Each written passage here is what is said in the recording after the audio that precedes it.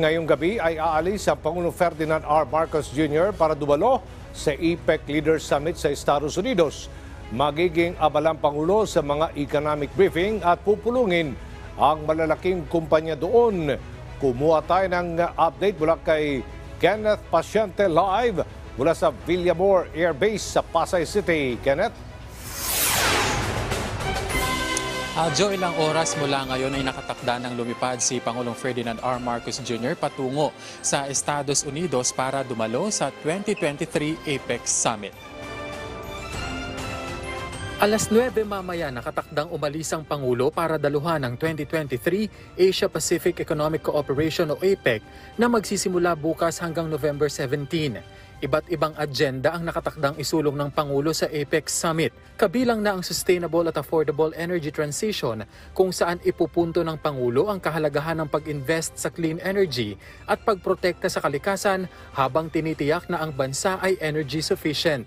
Titiyakin din ng Pangulo na maisusulong ang mas malalim na kooperasyon sa usaping pangkalusugan, gayon din ang health system modernization at pagtiyak na masiguro ang kapakanan ng healthcare professionals. Inaasahan ding isusulong ng Pangulo ang digitalization at innovation para maihanda ang mga manggagawa sa bansa, partikular na ang MSMEs. Itutulak din ng punong ehekutibo ang food security at bibigyang diin ang kahalagahan ng research and development maging ang pagbibigay diin sa benepisyo ng mga magsasaka. Pangungunahan din ng Pangulong Marcos Jr. ang Philippine Economic Briefing at magkakaroon ng ilang pulong kasama ang ilang top US companies. Dadalo rin siya sa APEC CEO Summit at APEC Leaders Dialogue kasama ang APEC Business Advisory Council.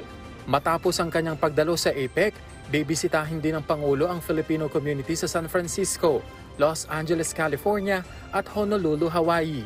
Kumpiyansa naman ang ilang mambabata sa Kamara na malaki ang maitutulong sa ekonomiya ng bansa sa pagdalo ng Pangulo sa APEC. Ayon kay House Deputy Speaker Yasser Balindong, sa mga nakalipas na foreign trip ng presidente, napatunayan na niya ang kakayahan sa pagkasa ng investments. At sa kanyang bagong biyahe, tiyak na magagawa niya itong muli. Giit naman ni Occidental Mindoro Representative Yodi Tariela na sa tulong ng mga kaibigan at kaalyansa ng Pilipinas sa APEC, umaasa siyang mas lalago pa ang ekonomiya ng bansa na naitala sa 5.9%. Nakikita namang oportunidad ito ni Misamis Oriental Representative Yevgeny Emano para sa Pilipinas na maisulong sa APEC Summit ang Maharlika Investment Fund na dumaan din sa masusing proseso at pag-aaral. Tuloy nating inaantabayanan yung pagdating ni Pangulong Marcos Jr. dito sa Villamor Air Base para sa kanyang departure speech. Kabilang din sa ating mga inaantabayanan ngayon ay yung mga VIP na kasama doon sa departure ceremony para sa Pangulo. At yan na muna ang latest. Balik sa iyo, Aljo. Maraming salamat, Kenneth Paciente.